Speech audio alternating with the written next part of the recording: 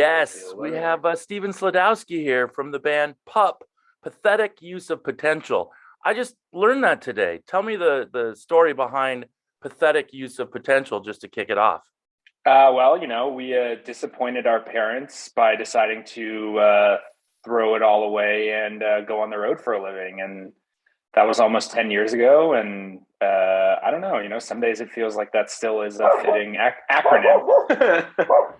Oh, crap. I knew my dog would bark. Of course. It always works out that way. Hey, Calvin, Yeah. either participate in the interview or shut up. And that's what I like to do. So it was grandma kind of that came up with this. Is that the backstory? Yes, that's right. Grandma, what does she know? She doesn't know anything. Look at you I today. mean, hey, we got to respect our elders up to a point. That's all I'll say. So, gosh, almost hitting the 10-year mark. Congratulations on that. Thank you. Yeah.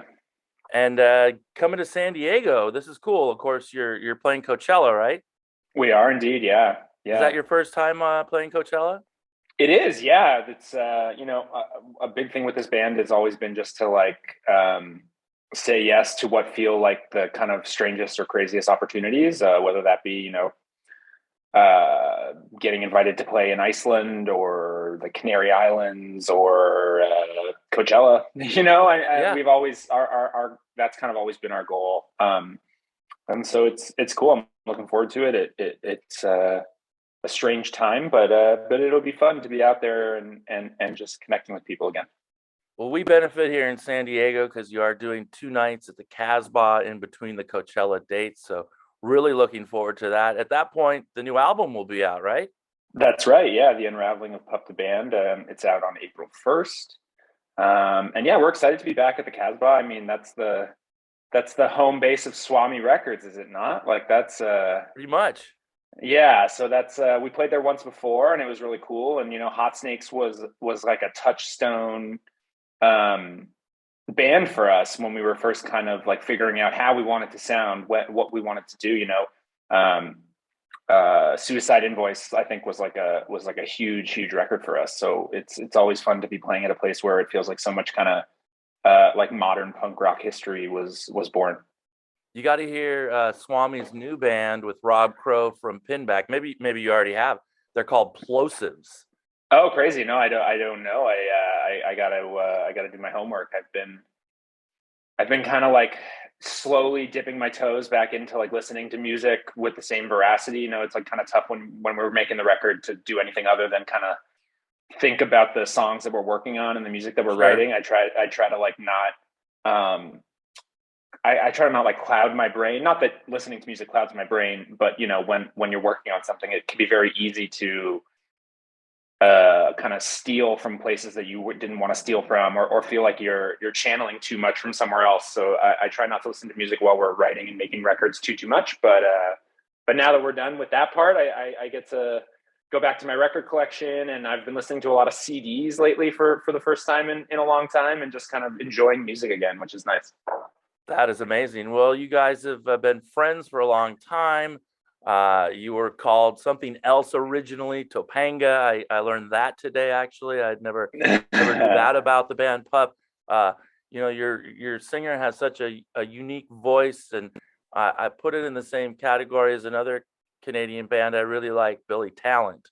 Oh, Just sure. how just unique both your bands are, and I'm a huge fan of both of them, and I love I guess I love bands from Canada. Now, who doesn't? Um, and it's so cool to have you here with us today and talk about the new record. We've only heard the new single, right? That's Robot right. Writes a Love Song. Yeah. When do we get more? We have to wait till Well, April 1st. That's then, and it's kind of no, it's a soft rock. we're It's a soft rock side of. Is it more sounding like Topanga used to?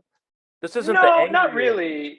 Yeah, I think the thing more was like with this record, there will be some stuff coming out before April 1st. So Okay, hopefully people won't have to wait as long. And Waiting, which is a song we released a little bit earlier, just as sort of it initially kind of read as a single, but that will also be on the record. So there are two songs out if people want to go, and there's a B side. You okay. can check I it out played on your Waiting. streaming. Yeah. So, but I think the thing for this record was sort of like that kind of like heavier sort of like punk, kind of thing that we do is a calling card for sure. And it's something that we always know we have sort of under our fingers. If I'm playing the guitar, there's always sort of that.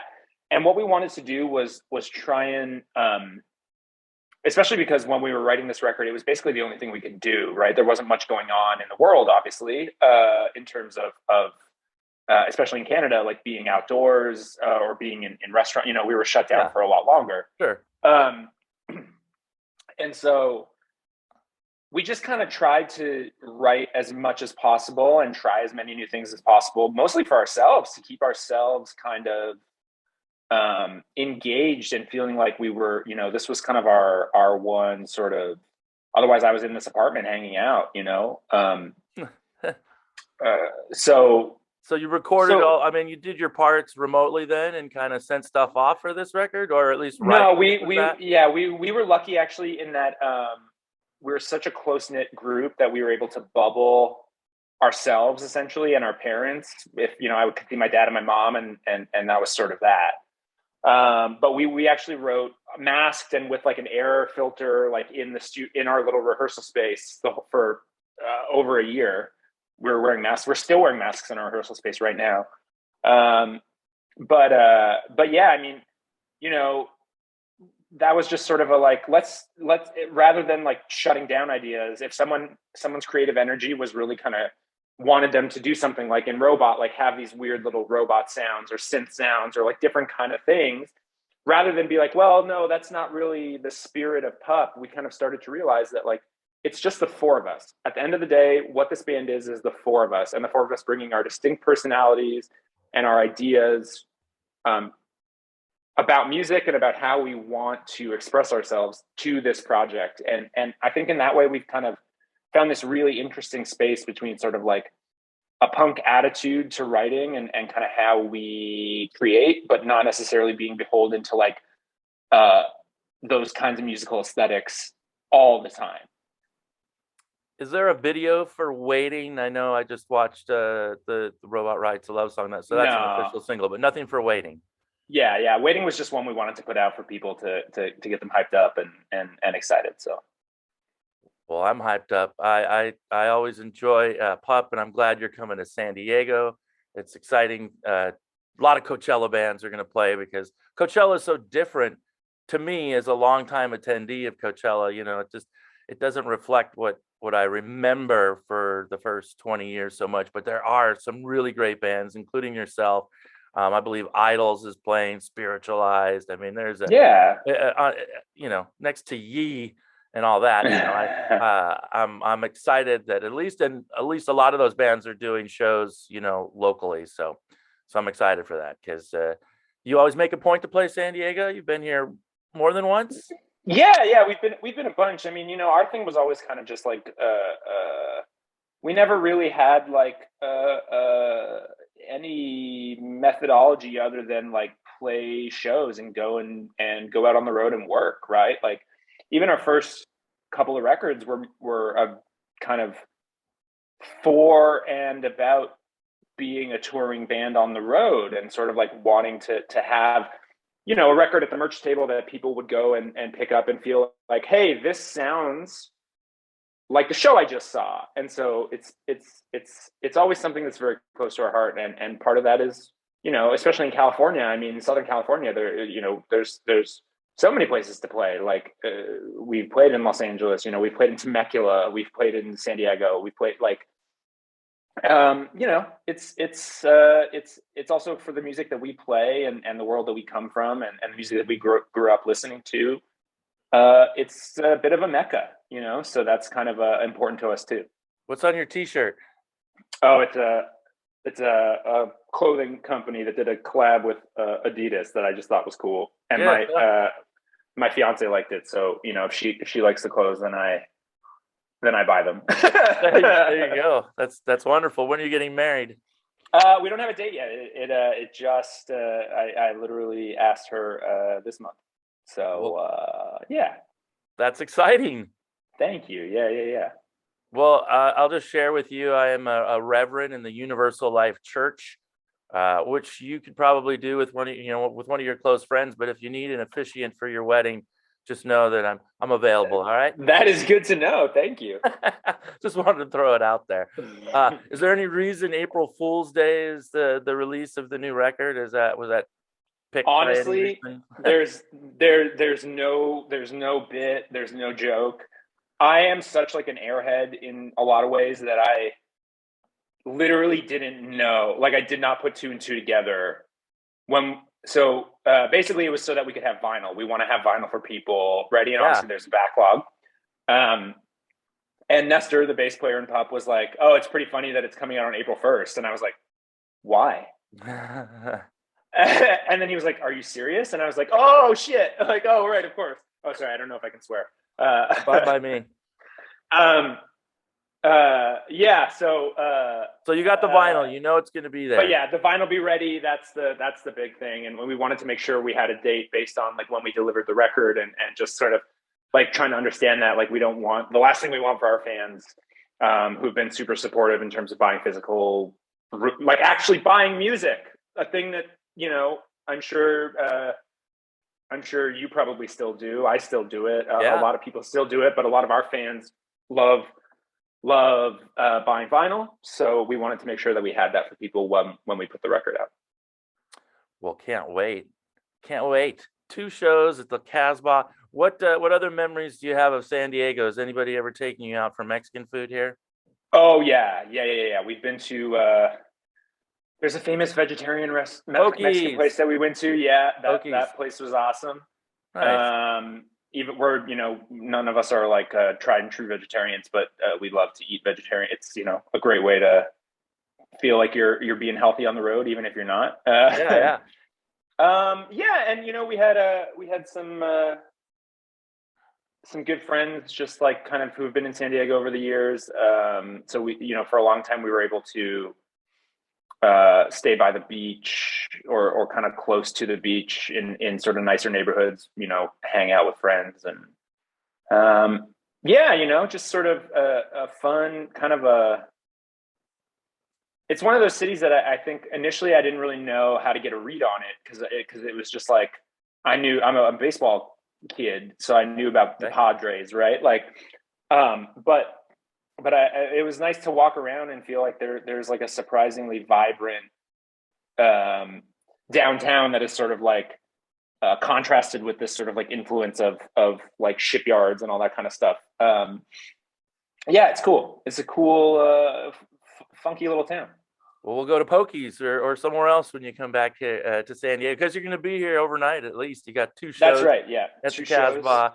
Those are probably sold out already. I don't even know. I think one is, if not both. But yeah, they'll be fun. It'll be nice, sweaty, smaller kind of club. I think people in like I said, in San Diego, it's a hotbed of kind of a lot of punk rock that we really love. So I think it'll be good. Yeah, tell me actually about your love of the Bronx and their debut album. That influence as well on Pup. One of the first people we worked with, Dave Schiffman, worked on one of those Bronx records, and I think there was this really interesting sort of like, there were a lot of bands like that early on, the Bronx, or like Dillinger Escape Plan was one that we like, that we kind of gravitated towards, not necessarily because we wanted to sound that way, but we just thought they were doing interesting things in sort of like with arrangement and with kind of like how those records sound that were really interesting to us. And so that was kind of a big thing of like, yeah, there is this sort of like this sort of aggressive kind of undercurrent, or with bands like Dillinger and the Bronx, it's very overt, but like, yeah, those bands like were just like such an interesting kind of study for us in like how to sort of arrange songs, I think. Well, tell us about the unraveling of Pup the Band. We're going to get a full album. We're going to get what we expect. Any surprises on the new album?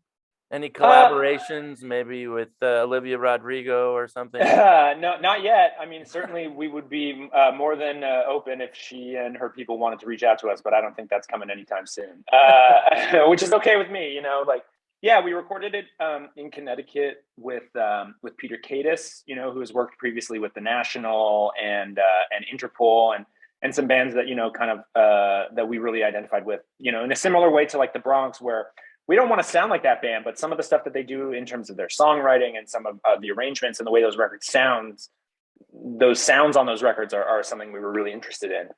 And so we holed up in a mansion that he has converted into a recording studio with some bats, like living in the top of the mansion, we were there for 5 weeks, basically only left the mansion to go get groceries. And we're recording basically at all hours of the night for 5 weeks and all hours of the day for 5 weeks.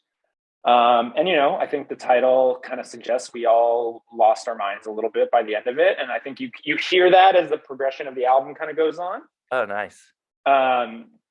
But I think it is just sort of an extension of where we were at in the moment that we were writing it, which is like, we just wanted to try new things and bring each other ideas that were exciting and try and not repeat ourselves. I think sometimes, this is our 4th record. We've also done an EP.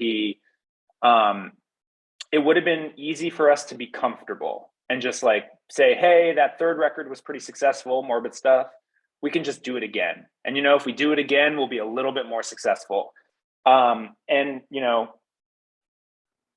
Anytime we've found that we've tried to do anything safe or, kind of the easiest possible route, is when we have the least amount of fun.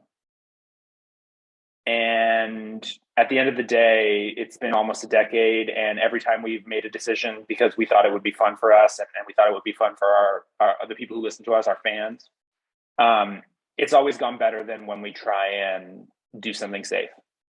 And so we took some risks. There are synthesizers, there are some horns, there are pianos and things that like you wouldn't necessarily, I think, initially jump to when you're thinking about a punk rock record. But, I think for the people who have been with us and kind of know the band, it'll be a really interesting way to kind of think about the band in a different way. And I think for people who are new to the band and who've never heard us, it'd be a really interesting introduction to try and feel like, how did you guys get here on the 4th record, but your 1st record has Reservoir, it sounds like kind of like a punk rock, like a scrappy kind of punk rock record. And, I think the thing that I'm starting to realize that certainly for the artists that I love as a listener, as a consumer of music, I love to take that journey. I love to see and put my trust in people whose music I like, where they go, and I think just like the more I realize it, I just want to be along for the ride. And I hope people will come along on the ride with us as well. Take my hand. Where is it? Take my hand. I'm yeah, right. Journey. There we go. I want to take that journey with you, Steven. Yeah, I'm a big fan. I just love absorbing new music all the time, constantly. I can never just sit on something. I'm always looking and your stuff, when I first heard it, blew my mind, and I'm such a fan and can't wait to hear the new record. And no matter where you guys go, I mean, I think you're, as an artist, you're allowed to do what you want. And I only still imagine the shows are still just as crazy as and fun as they're always going to be. But it's funny because I always still think about like the Beatles and how we were grown up. We were able to consume all their product in one sitting and see them from beginning to end. But it's interesting when you experience the journey as it's happening with a band, like yourselves, and see where you guys go, and what fun you get to create. And it's neat to see the support you're getting, and playing Coachella is definitely a nice little tick in the box for any band, right? Yeah. And I just think like we're still going to be bringing it live. At the end of the day, we are still just there's 4 of us, and we want to make sure that all of the sound that you're hearing is being generated in real time by the 4 of us, whether that's samples on the drum pad cued by Zach or like weird loops on my pedal board, all that stuff. We still do take like a very kind of quote unquote analog approach to how we perform. Nice. And I think for people, especially now, like live music is such a thing that we clearly all value and love. And that is something that we really, at the end of the day, kind of pride ourselves on being a live band. So if people out there are listening and can get a ticket, whether that's to San Diego or elsewhere. I mean, come check it out for yourself. Let's see. You covered Granddaddy's AM 1800. That was cool. Yeah. That shows diversity. Then you're on the Metallica tribute album as well, right? Covering Uh-huh. Metallica. Do we hear those songs live on the shows? No, we tend to leave those as just kind of like little chestnuts for people. I think we had a fun time with both of those. The Metallica one, I mean, especially, which we got the invite from Metallica to be a part, so that was really cool. Um, no, we try and if we're gonna play a cover, we try and do something unique for the live show. I think if we're gonna do that, we don't want to retread old ground in the same way that we don't want to retread old ground with the new music we're writing ourselves. Is Aldo Nova Canadian? Aldo Nova? I don't know who that is. Look him up. Aldo Nova. Life is just a fantasy. I think he is Canadian. I'm gonna double check and then ask you to Okay. cover that sometime. All right. And let's see, what is that on the top of your head? What are you wearing? What do you call that you're wearing? Oh, this I call a toque, of course. Yes. Uh, Thank you. what Americans would call a beanie. Yes. Well, Um, my introduction to toques would be legendary SCTV character oh yeah, Bob Bob and Doug. Doug. Yeah, of So, course. you know, but when it really comes down to it, I blame Canada for everything. I'm also a fan of South Park and how they treat your country. I find it Absolutely, hilarious. it is funny. And You must find it like, funny. It's well, I respect think, for Canada. yeah, I think everything. I think it's important to have a sense of humor. I think that is evident in our music. That's evident in who we are as people, and I think that's one of the easiest ways in which you can allow yourself to find levity in a world that seems increasingly disinterested in providing that. Thank you, Steve Sladkowski. I know you have a busy day. The unraveling of Pup the Band, April 1st, and then we'll see you in San Diego, the middle of April. And you have a great day. Congratulations Absolutely. on your recent engagement. Thank you so much. You have a great one. Enjoy the better weather than in Toronto, I'm sure, and we'll see you soon. Well, you know what? It's actually pretty damn cold here today, but cold in San Diego standards is probably warm for you. Yes, it's certainly a difference of degree, but yeah, we'll be enjoying it soon. Nice. Well, thanks for your time, Okay, man. I really appreciate it. thanks. No problem. Take care. You too. Take care.